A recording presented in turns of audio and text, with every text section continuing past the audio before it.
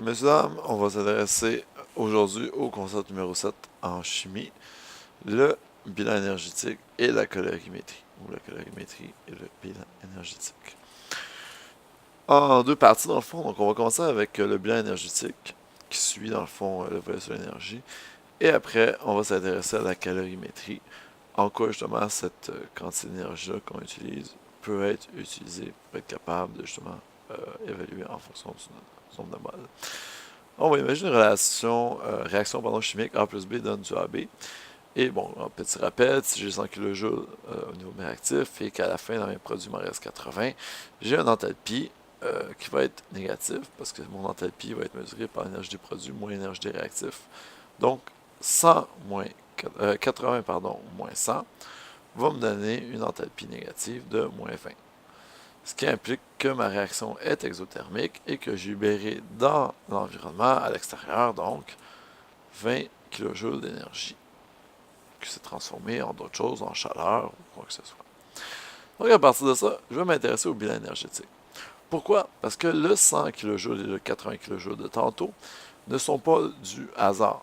En fait, ce 100 kJ et ce 80 kJ dépendent des liaisons chimiques qui se produisent entre les différents types d'atomes. Rien de mieux qu'un exemple. Imaginons la molécule suivante. Imaginons la molécule. Laissez-moi un instant.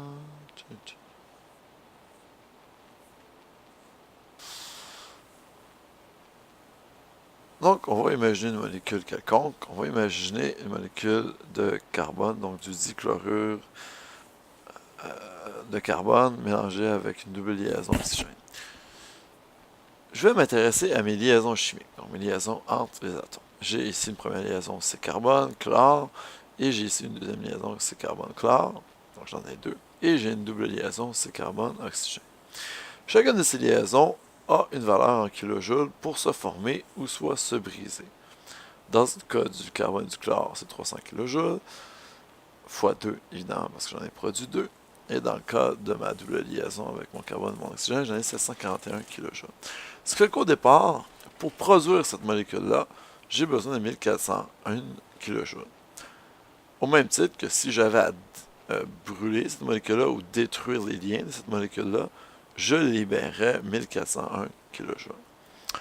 Cependant, ce qui m'intéresse, c'est de savoir que se passe si, par exemple, je remplaçais mon chlore par une liaison CH.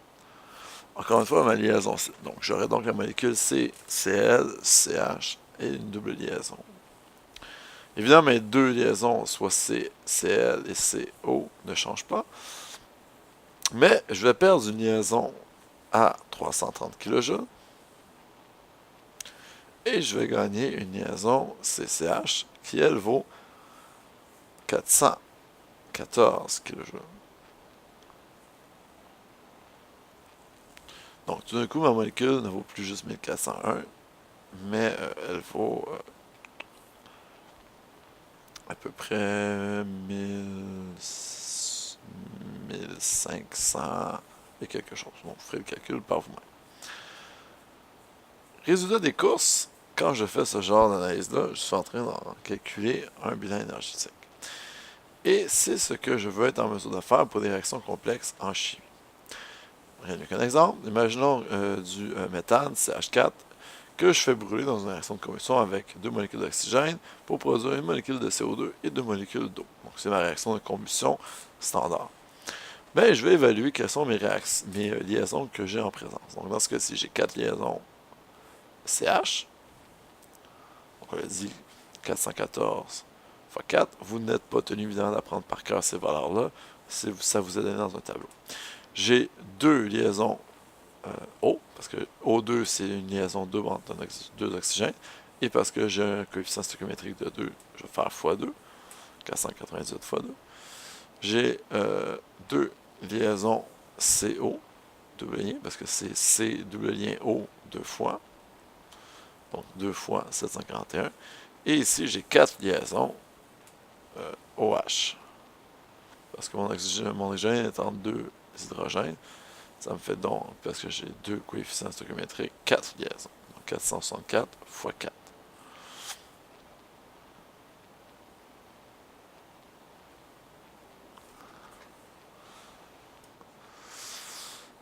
mon coefficient stoichiométrique. Donc j'avais une liaison double lien haut, j'ai une autre liaison double lien haut parce que j'ai un coefficient stoichiométrique de 2. Et mon 2H, donc j'ai une liaison avec mon hydrogène à gauche, j'ai une liaison avec mon hydrogène à droite. Donc au final, avec mon coefficient stoichiométrique, j'en aurai 4. Je vais donc avoir un bilan énergétique de mes réactifs et un bilan énergétique de mes produits. Bon, il y a deux façons de faire ce genre de problème-là. Voici comment moi je le faisais lorsque j'étais à votre âge, et voici comment votre manuel vous propose. Donc j'additionne évidemment mes valeurs, vous comprenez que j'ai 2152 à gauche, 3338 kJ à droite. Normalement, mon enthalpie, c'est produit moins réactif, donc 338 kJ moins 2652 kJ, et j'en obtiens donc une différence entre les deux. Ma différence correspond dans le fond à l'énergie qui aura été envoyée du côté des réactifs.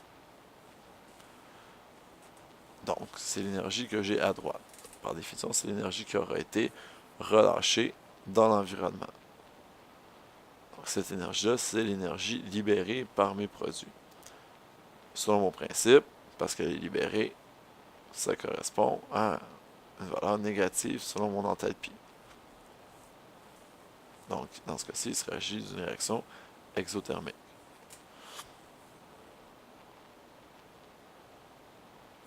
Si je prends un autre exemple, mais cette fois-ci, que je le fais selon comment le livre, eux, l'explique, qui est aussi valable, c'est une question d'habitude.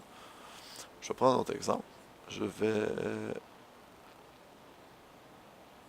faire un exemple aussi de gaz.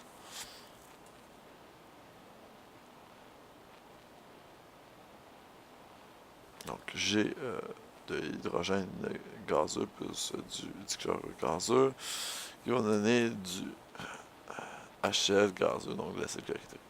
J'ai un lien Ca, Cl comme ça, un lien HH, et j'ai deux liens HCl parce que j'ai un coefficient stoichiométrique de 2.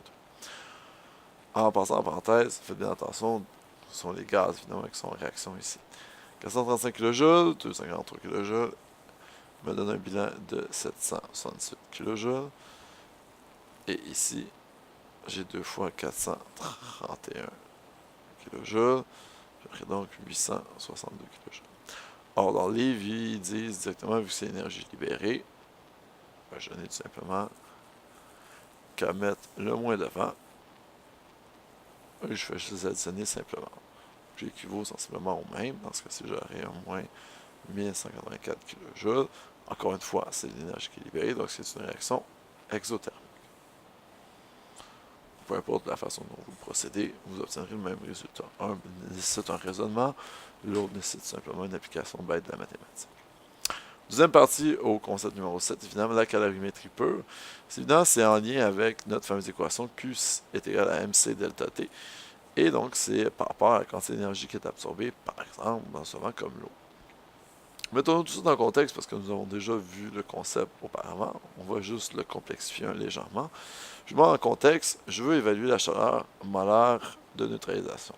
Par définition, la chaleur molaire veut dire la quantité d'énergie produite par une mole lors d'une réaction de neutralisation. Qui dit neutralisation, évidemment, dit une base. Dans ce cas-ci, 200 ml de NaOH à 1 mol par litre, neutralisé par 100 ml de HNO3, donc l'acide nitrique, à 2 mol par litre. Or, pour être capable, évidemment, d'en évaluer la quantité d'énergie, ben, je dois avoir un thermomètre qui va évaluer une variation de température, dans ce cas-ci, de 23,4 à 35,4 degrés. Je sais que ma neutralisation, lorsque les deux vont être mis en contexte, va produire de l'eau. Okay, on verra dans quelques instants. Mais je veux avoir la chaleur molaire de neutralisation et je veux l'avoir dans ce cas-ci pour le HNO3. Donc, je veux l'avoir pour l'acide. Évidemment, les deux ne vaudront pas exactement la même chose parce que je sais cependant que mon NaOH et mon HNO3 vont me donner de l'eau et un sel. Et comme à peu près toutes les réactions de neutralisation, lorsque je vais les mettre ensemble, je vais produire de l'énergie. Donc, je vais en libérer et à peu près toutes les réactions de neutralisation vont être des réactions exothermiques. Bon, évidemment, je vais m'intéresser à que vaut justement la quantité d'énergie libérée. Donc, je vais avoir 300 grammes. Pourquoi? Parce que 200 ml plus 100 ml une fois qu'ils ont été neutralisés, ça donne de l'eau. Et on sait 200 000 pour 100 ml donne 300 grammes. Parce que 300 ml donne 300 grammes. Fois 4,19 qui est la chaleur massique de l'eau.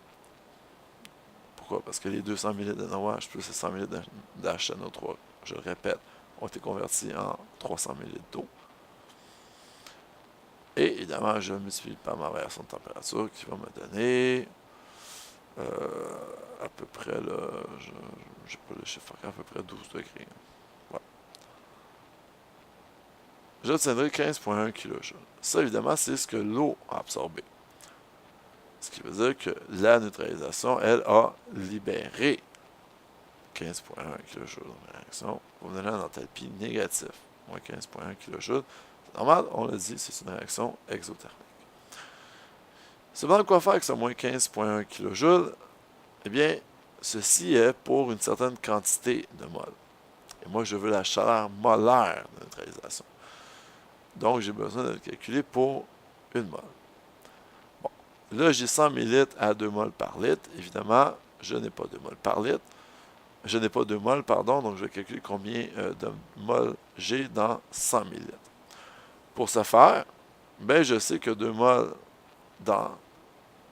avec 100 ml, je vais donc multiplier les deux, donc 2 mol fois 0,1 litre va me donner 0,2 mol. Ce qui veut dire que j'avais en présence, dans ma réaction de neutralisation, 0,2 mol. Je sais que ce 0,2 mol-là produit moins 15,1 kJ. Alors, combien vaut une mol? Mais là, c'est un simple rapport. 15 fois 1 divisé par 0,2.